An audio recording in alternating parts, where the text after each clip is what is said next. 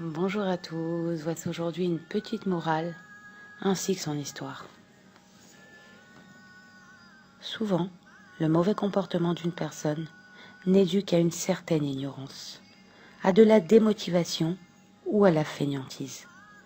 Ainsi, il est parfois inutile de faire une remarque directe. Il suffit de motiver la personne, de lui donner le goût de la chose, d'étudier avec elle et de lui expliquer de façon générale les lois concernant le sujet de sa faille. Rabbi Yaakov Ganinsky Shlita raconta lors d'une de ses conférences.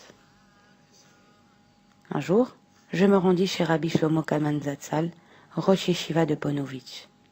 Il se tourna vers moi et me dit « Rabbi Yaakov, j'ai une question à te poser.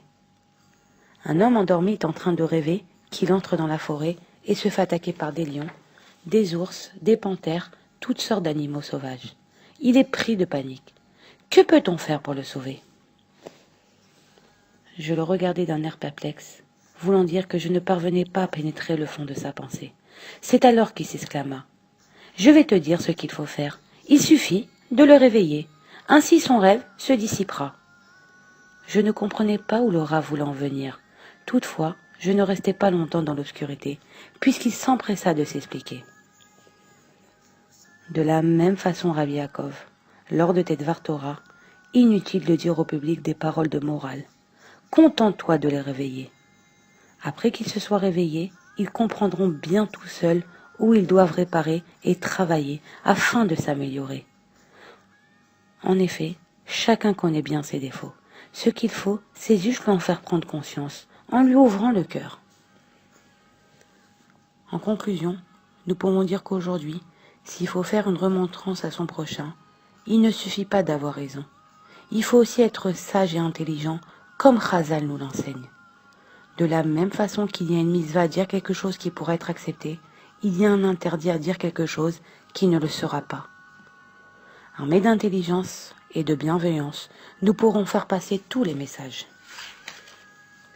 Kol Israël, Arevim, Zélazé.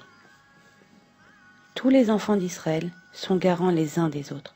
Nous sommes une entité, nous sommes un.